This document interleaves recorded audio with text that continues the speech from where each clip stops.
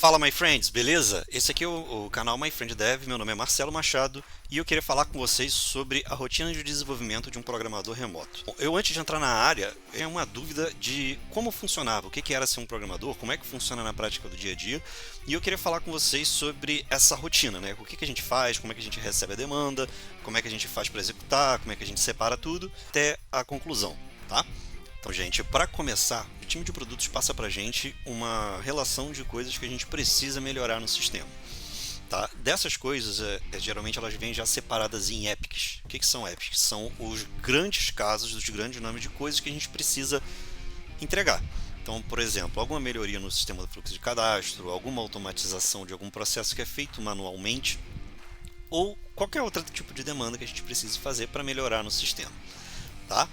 Então, basicamente, eles passam isso e esse é o momento ideal nessa reunião para a gente levantar dúvidas sobre como entregar, como as pessoas vão usar o sistema, como as pessoas fazem hoje, o que a gente pode fazer para melhorar o sistema e você entender exatamente o que precisa ser feito para entregar valor para quem vai usar o sistema e não tirar da sua própria cabeça o que você imaginou que aquilo vai acontecer. O time de produtos tem um contato muito maior com a área ou com o cliente que vai ser afetado pelo uso daquela funcionalidade no sistema, então é o seu ponto principal, é o momento ideal para você começar a tirar essas dúvidas. A próxima etapa agora é montar as user stories. O que é isso? A gente primeiro pegou aquela epic, né, que era aquele grande passo lá de, por exemplo, automatizar alguma coisa no sistema, que digamos que seria automatizar a coleta de dados de CNPJ de um cliente que a gente acabou de cadastrar, para não precisar ser ficado preenchendo manualmente vários dados para consulta pelo time de cadastro.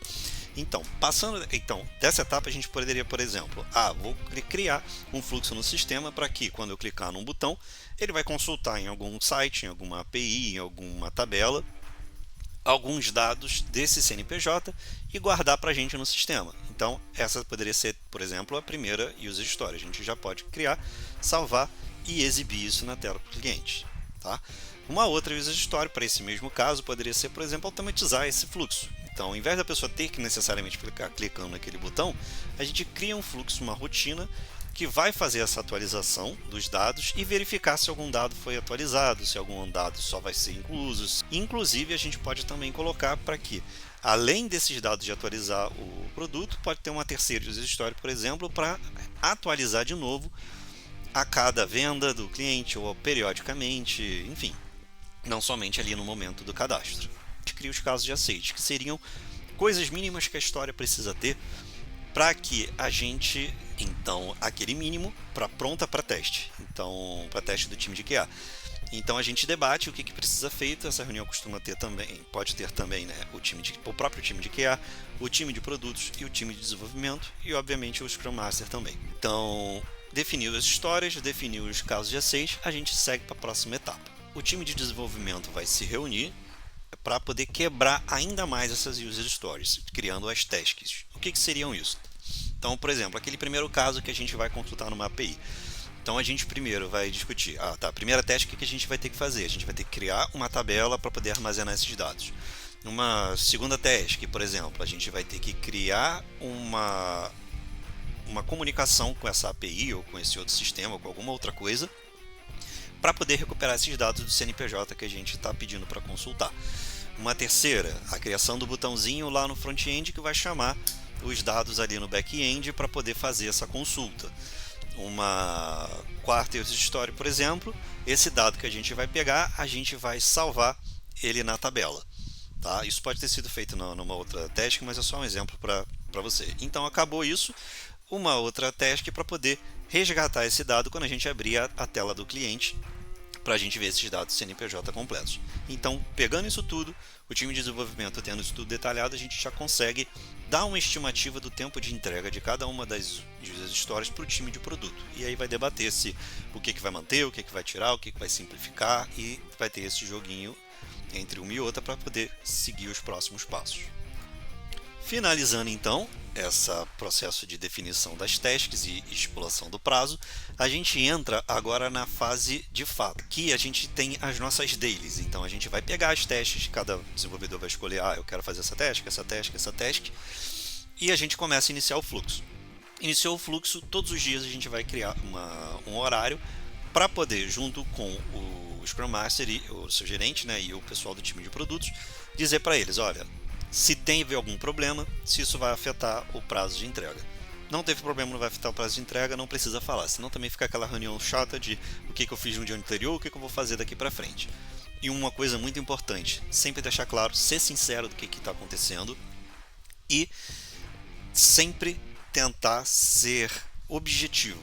Um último ponto, outra coisa que é muito importante, não espera o dia da daily, não espera o horário da daily, não espera o último momento para dizer que você está tendo um problema. Está tendo um problema, você tem um Slack, você tem alguma coisa, coloca logo no canal, chama algum colega mais experiente, tenta resolver esse problema o quanto antes. Se você não conseguiu sozinho, buscando no Google, tentou ChatGPT, tentou qualquer coisa e não deu certo, tenta logo pedir ajuda e explicar esse problema, porque às vezes uma pessoa que não está envolvida naquele problema consegue achar uma solução diferente que você não tenha pensado ainda.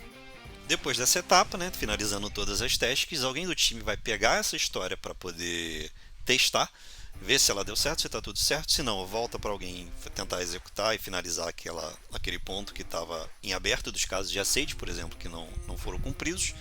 Terminou os casos de aceite, passa para o time de QA. O time de QA vai fazer de novo a bateria de teste de aceite de várias formas diferentes, vai tentar pensar em diversos outros cenários para poder encontrar algum bug ou sugerir algum tipo de melhoria para aquele fluxo no sistema.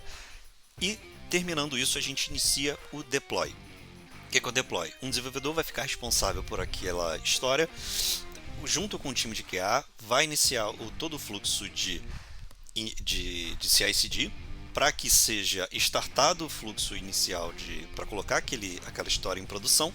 Finalizou todo o fluxo, a história está em produção, você só fica atento ali para evitar de algum problema acontecer e a gente talvez precise dar um rollback ou a gente precise fazer um hotfix ali em produção para que aquilo continue funcionando plenamente sem atrapalhar o dia a dia dos usuários.